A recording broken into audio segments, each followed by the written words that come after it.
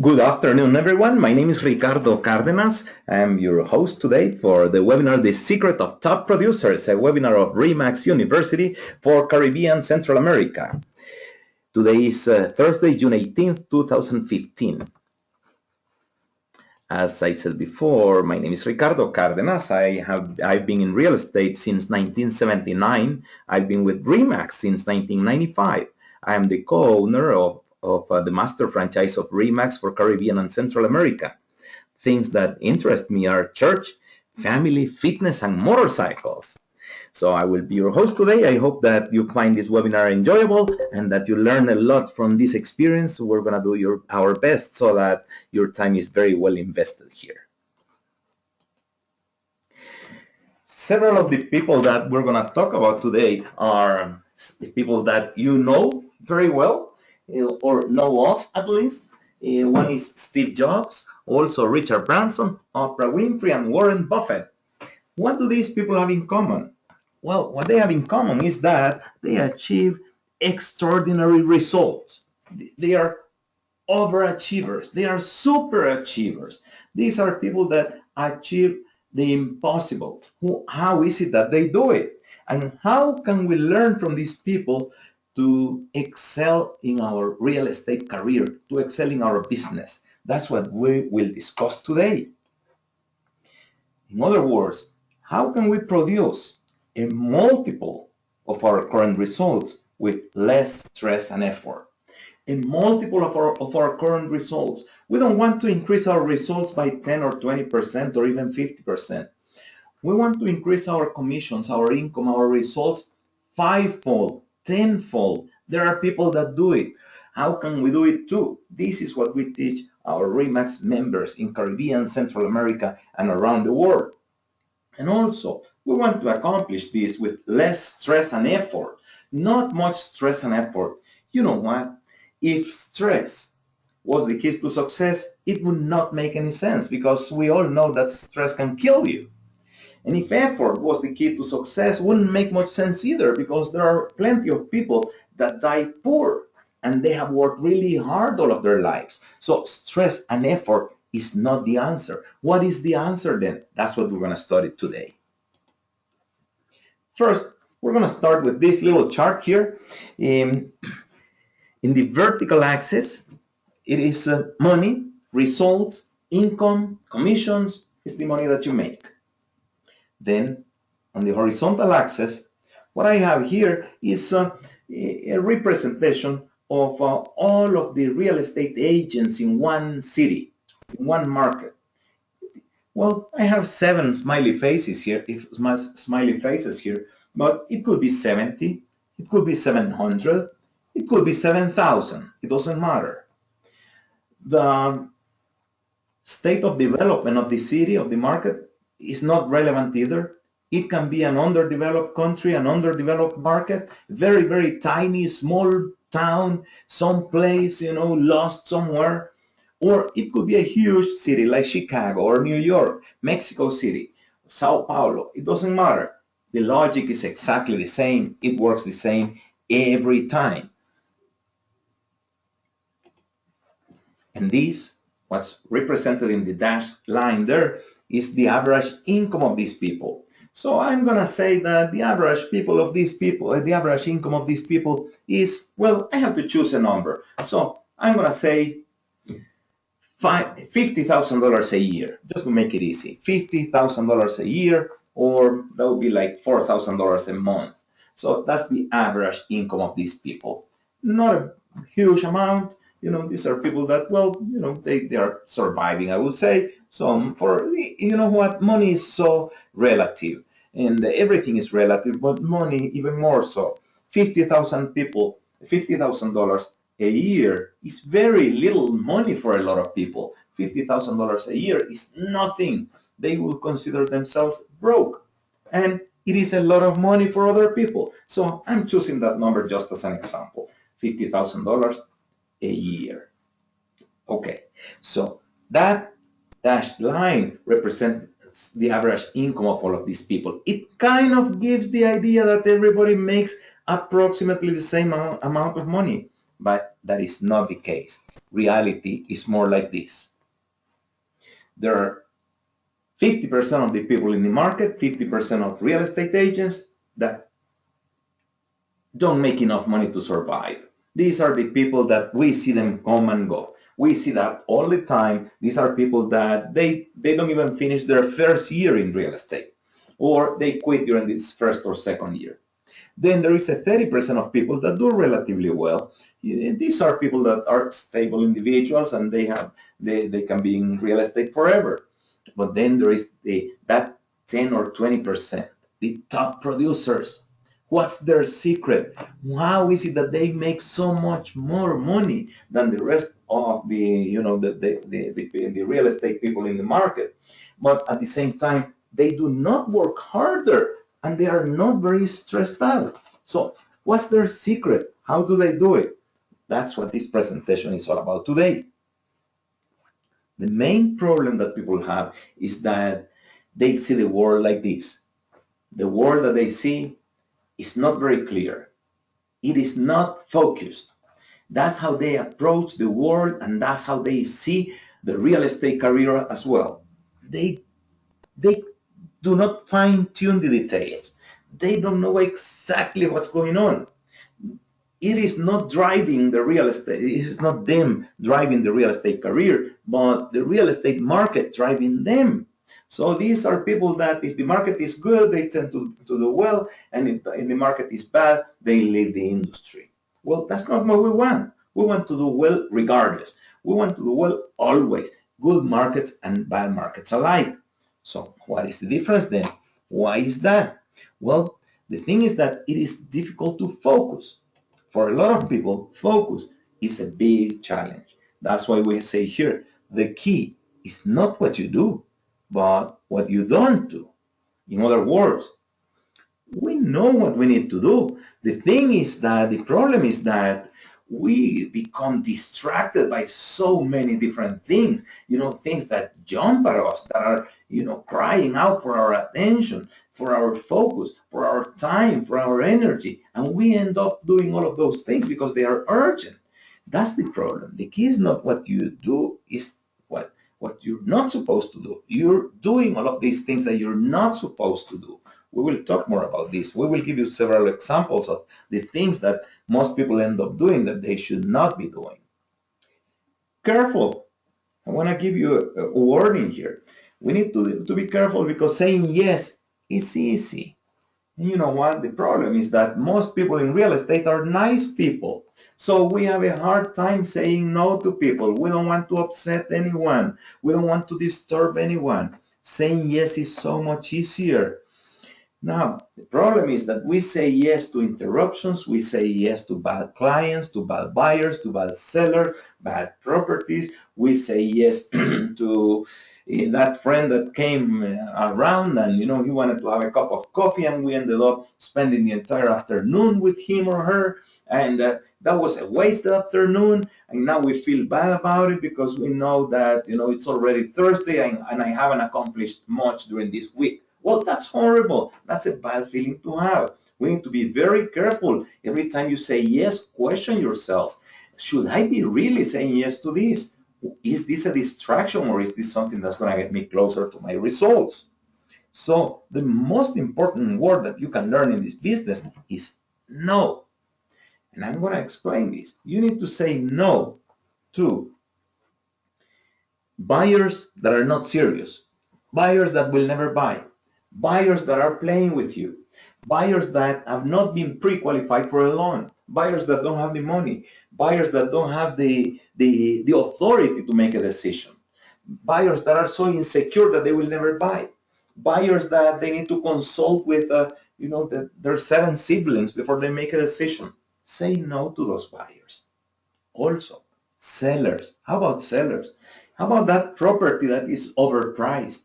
How about that property that is next to a bar and it is a noisy, loud, dirty bar that's causing trouble all the time? You need to say no to those properties. How about those sellers that, well, maybe this seller is never available. It's so hard to get a hold of him. He's hard to reach. He doesn't return your phone calls. He doesn't appreciate you.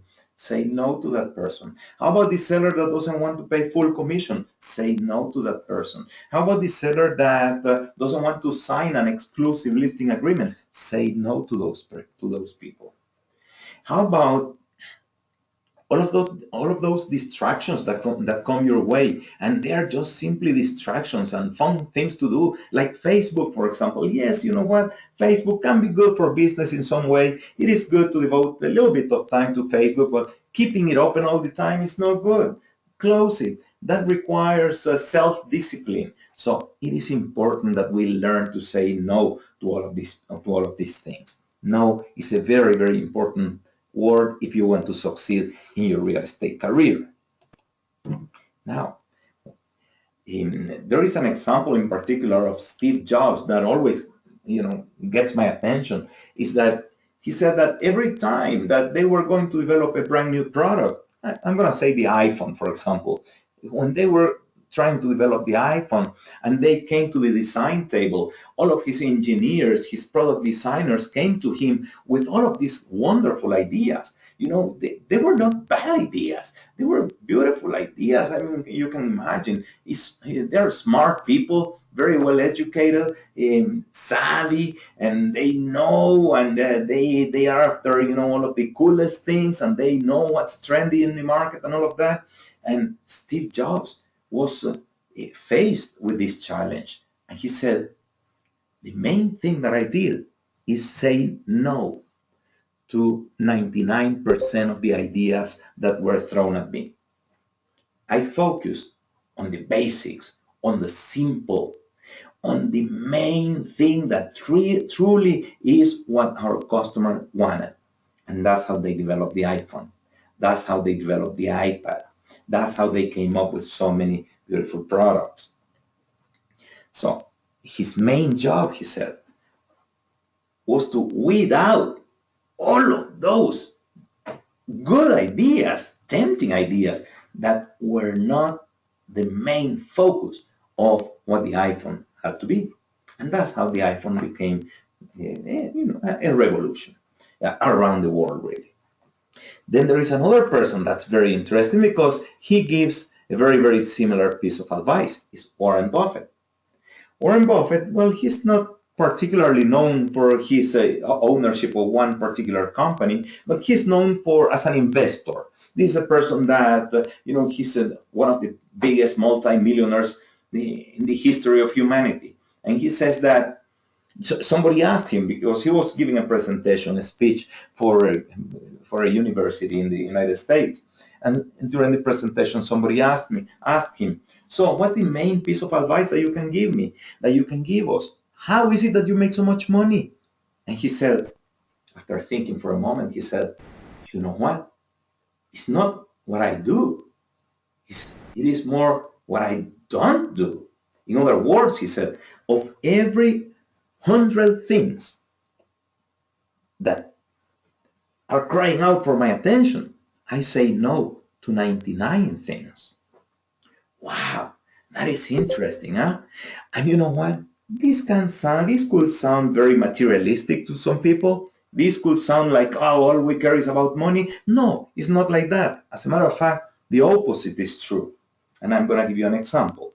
We all want to have, good family relationships. We all appreciate our families. Well, guess what? Also, with your family time, you need to apply the same principle. Say no to many things, because there are hundreds of things that they are pulling you in all different directions. But you need to decide what is it that truly matters. And I will give you an example, from my own personal experience. I have been blessed with a good marriage. I've been married, to my wife Terry for 32 years, and I have two beautiful daughters. And I spend quality time with them. That is my 80-20. In that hour or minutes that I am with them, I am truly with them. For example, every day I try to have a cup of coffee with my wife. That takes us 30 to 45 minutes, and we always read something good. Sometimes we read, a couple of pages of Joel Austin, or we read something from Robert Kiyosaki, or anything. We read a few words of the Bible. We read something that's going to help us. That's going to take us throughout the day. That's going to make our lives better. That's quality time. That's going to get us closer to our results, which in this case is our result that we want to achieve is to have a good family relationship, a good marriage, spend good quality time together. When you go to work out, well, don't go to the gym to waste your time and talk to people. You go to the gym, get serious, hit it hard, work out hard, focus, do the best of your time. It's the same thing with your real estate career. When you're working, focus on what truly makes you money. That's why we work. We work because we want to make money. I always say, if I'm going to work and not make money, I'd rather not work because I have other more important or other more fun things to do. I can talk to my daughters. I can walk my dog. I can take a motorcycle ride. No, you know what? If I'm going to work, it is to make money and nothing else than that. Then there is a big question that I would like you to ask yourself. What do you need to stop doing in order to focus on what makes you money? Again, what do you need to stop doing? Again, bad buyers, bad sellers, bad properties, bad neighborhoods, all of that. You need to stop doing that. That's just a waste of money. That's not going to get you anywhere. Another question is, what are you willing to give up, personally speaking? Interesting. I'll share with you what I have given up. What I have given up is being, on top of politics. I don't follow. I don't know, who are the politicians that are, just in the news. That's another thing I don't follow. I have given up the news. I don't follow the news. Yeah, sometimes, maybe once every 2 weeks, I will watch the news for half an hour, and that's enough to keep me going for 2 weeks. That's enough news, or should I say, that's enough bad news. That's all it is. It is not news. It is bad news. People love that. That's such a waste of time. Another thing I have given up on is following up on all of the people from Hollywood. I don't know even the names of the actors that are, so famous nowadays. I don't even know their names. I don't care about that. I gave up on that. I gave up on what else? Well, other things like being a good golfer. I gave up on that. As a matter of fact, I was never a good golfer, so that was easy to give up. And other things like that. Sports. I don't follow sports. Maybe, only a few little things here and there, just when I'm truly, truly interested. When there is, for example, I am a mixed martial arts fan. So only when there is that one fight every 3 months that I really want to watch, well, then I will watch it. But otherwise, I don't follow sports. I think that's a waste of time. So you can make your own decision. But the thing is, the point I'm trying to make here is you need to be willing to give something up because the time, energy, and focus must come from somewhere. I'm going to ask you to study your calendar from last month. Take a good, deep, profound look to your calendar from last month. What does it look like? How many things you did during last month or last week that truly got you closer to your results, to your goals, to the goals you want to accomplish? When is it that you truly move the needle, so to speak? When is it that you truly accomplished something? So study your calendar. Most people are shocked because when they study their calendar, they realize that, oh my gosh, you know what? I do so many things that are not important. And the things that are important, I do very little of. So most people are shocked by that. So I'm going to challenge you. Study your calendar. Studying, wow, studying, that's an interesting word, studying. Most people don't like to study. Studying requires hard work. Thinking is hard work. It is so much easier to drive, to get a buyer in the car and start driving around than studying your calendar. No, I'm challenging you challenging you. Study your calendar. Think and Grow Rich is the name of a famous book written by Napoleon Hill. And that was written maybe 1929, and it's a very, very famous book. It's a business classic. Um, and the name of the title of the book is Think and Grow Rich. It doesn't say Work and Grow Rich. It says Think and Grow Rich. Mr. Hill knew that it is thinking that you make money, not working. Of course, you want to work as well, but that's not the important part. Everybody does that. What people don't do is thinking, like studying your calendar, for example. Studying of the last 10 people that got in my car, how many people were truly qualified? How many people were a waste of time? And I should have prevented that. So it is interesting. Think and Grow Rich. Study. The size of the problems that you solve determines the size of your income. So if you're solving little problems, small problems, well, that's going to be the size of your income and you will never have enough money. If you're only going after small leases and rentals and small property management challenges, well, that's going to be the size of your income. On the other hand, if you're going after important properties, important buyers, important sellers, you want to solve big problems, that's going to be the size of your income. So basically, it requires the same amount of energy working on small problems than working on big problems. So I encourage you, work on big problems. Work with the important properties, important clients, important buyers. Of course, you cannot make the jump from 0 to 10 in one day. Well, maybe you could, but and that's a different topic. But to make it this easy, what you need to do is a transition. If you're currently selling $200,000 houses, well, focus on $250,000 houses. And then 3 months later, focus on $300,000 houses. And 3 months later, focus on $400,000 houses. And then 6 months later, focus on $500,000 houses. In a year, you're going to double your income. You're going to almost triple your income. Why is that? Because you're solving bigger problems.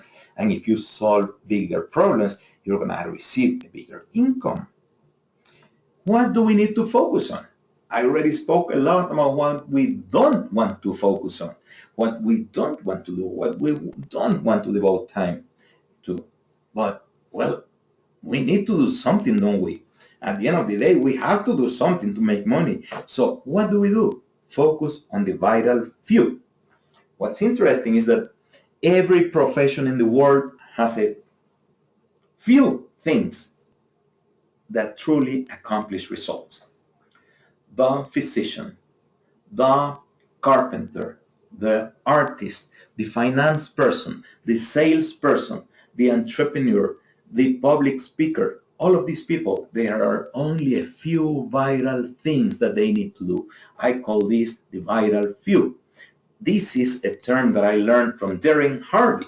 I have received several trainings with Darren Hardy. It's been, a big privilege. I have learned a lot from this person. And that's something that he insists on, the vital few. So what we have done at RE/MAX Caribbean and Central America is we have developed a list of 6 vital few things that make you money. I'm going to read them first. Number 1, call past clients. Number 2, ask for referrals. Number 3, increase your database. Number 4, qualify sellers. Number 5, qualify buyers. And number 6, defend your commissions. So numbers 1, 2, and 3 they are about increasing the number of clients. How many of you truly call your past clients? I'm going to give you an example that's going to involve numbers 1 and 2. I made a sale today. So tomorrow I'm going to call my client. That's a past client. So I'm going to call him or her tomorrow and say, hello, Mr. So-and-so, how are you doing? Thank you for your business. I'm glad that everything went well in the closing yesterday. If you're reviewing the documentation, if you have any questions, don't hesitate to call me. Then 1 week later, I'm going to call him again and I'm going to say, hello, Mr. So-and-so. Did you move already? When are you going to move? Is there anything I can do for you? Then 1 month later, 2 months later, hello, Mr. So-and-so.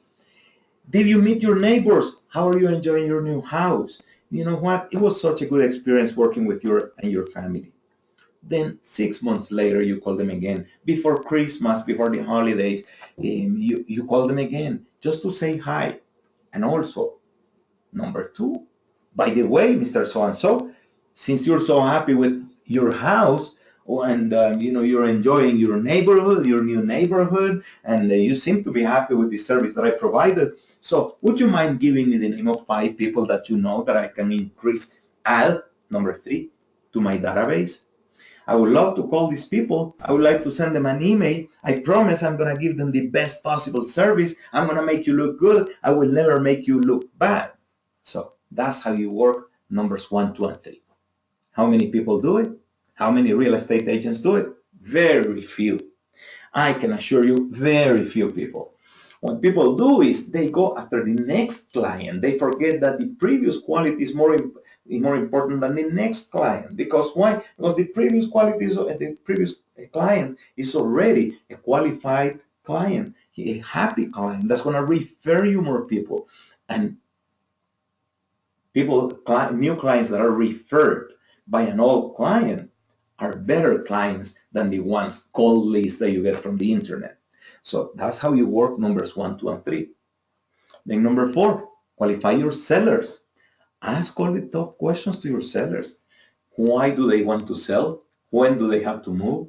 What happens if they don't move? Who else is going to make the decision? Is all the paperwork in order? Are they willing to make some repairs? Qualify your sellers. Don't take any properties that come at you. Number 5, qualify buyers. Same thing with the buyers. Do you have the money? Have you been pre-qualified for a loan? When do you plan to purchase? What happens if you don't purchase by such date? Who else is going to help you make a decision? What are the needs that you have in your property? How long have you been seeing houses? What's the house that you have seen that you like the most? Why didn't you buy it? All of those are important questions to ask buyers. Number 6, defend your commissions. You know what? We at Remax, we do business in over 100 countries around the world. I can assure you, in all 100 countries, it is the same exact story. The story is buyers want to buy low, sellers want to sell high, and we're right in the middle. And many times people will want to not negotiate, to lower our commission. We don't take that. And of all of these 6 points, we at Remax University have plenty of training about these things. So for our Remax affiliates watching this webinar, I encourage you, log on to Remax Main Street. There is plenty to learn. There is a lot of information there. Make sure that you watch those videos, that you study those manuals. There is something for everybody. There is money in those resources. And for our special guests that are on the line today, I see people from several islands in the Caribbean, also several people from Central America. For all of these people, well, you know what? It's like I hope you're liking the presentation that you're seeing. I hope that you see the potential in all of this. I hope that you see that with Remax you can make more money. A lot of people think that Remax is expensive. It's actually just the opposite. What's expensive is not being affiliated with Remax, because you don't have access to all of these resources, and that is so much more expensive, really. If you like this presentation, if you like our concept, please like our Facebook page. It's Remax CCA. Just in your Facebook, do a search for Remax CCA. CCA stands for Caribbean Central America. So do a search and for Remax CCA, like our page, and every day we try to post something that's going to be of value to you. So we will never make you waste your time. Finally, for our special guests on the line, I'm going to describe briefly what is Remax. Remax is a real estate franchise. We are to franchises what McDonald's and Burger King and other chains are to the food industry. So we are a real estate franchise. The name Remax means real estate maximums, maximum services. That's what we are about. Maximum services for our franchisees, for our agents, for buyers and sellers, for the general public. What do we stand for? Well, we stand, the acronym is BEST. We stand for B, for brand and business referrals, E, entrepreneurship, education and ethics, S, systems and know-how, T for teamwork. The investment that you make in a RE/MAX franchise, basically it pays for itself. The idea is it should pay for itself, in a short amount of time, and then it's all gravy, it's all profit. We have plenty of people that do well with our franchise. We do not guarantee any results, of course, because it's gonna be, if it's gonna be, it's up to me. So the results that you achieve are entirely up to you. We do provide the best tools in the industry. If you would like to see a full presentation and pricing, please send an email to info@remax-cca.com. info@remax-cca.com. When you email us, please indicate city and country so that we can assign you to the proper business consultant that's going to help you and give you the best possible service and respond all of your answers. So thank you so much for being in this conference call today. I hope you enjoyed the webinar, and we'll see you next time. God bless. Bye-bye.